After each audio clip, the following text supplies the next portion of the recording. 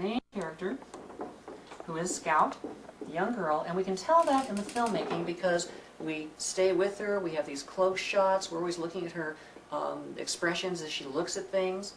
Then we have the protagonist that we saw, who was Atticus, the Gregory Peck part, and we're always looking over people. We're always have him standing in the background, and we don't look at him as personally as we look at Scout because we're standing either in her shoes or next to her, shoulder to shoulder, and we're looking at Atticus from the objective view. Objectively, what's he trying to achieve? So he's an objective character, and Scout is a subjective character.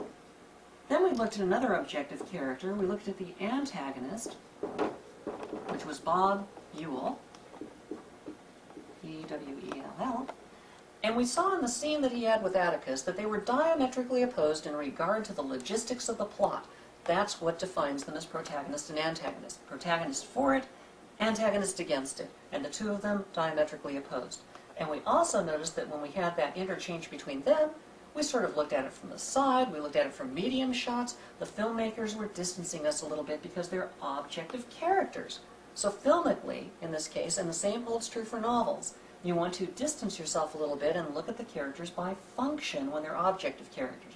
But then we saw another subjective character, the obstacle character, and that was Boo Radley. Now, Boo Radley is the boogeyman. He's the weird guy who lives next door that nobody's ever seen before, and they think he's some kind of a monster. You see, Harper Lee, who wrote To Kill a Mockingbird, To Kill a Mockingbird, wanted to make a statement about prejudice. But if Atticus had been made the main character like a traditional hero would be, then we would have stood in the shoes of Atticus, the righteous Southern lawyer, and we would have felt so self-righteous, we stand up and we defend against prejudice no matter what comes our way. We're good, we're wonderful, we're great. Okay. Now, that would have been fine, I suppose. But what happened instead is, Scout, from the get-go, is prejudice against Boo Radley, a man she's never met, she's only heard about, and she's judging him completely by hearsay without getting to know the person. Now what happens? Well, we're busy watching Atticus as an objective character and saying, this guy is on top of everything, this guy is wonderful, this guy is great. We're not feeling that this guy is us.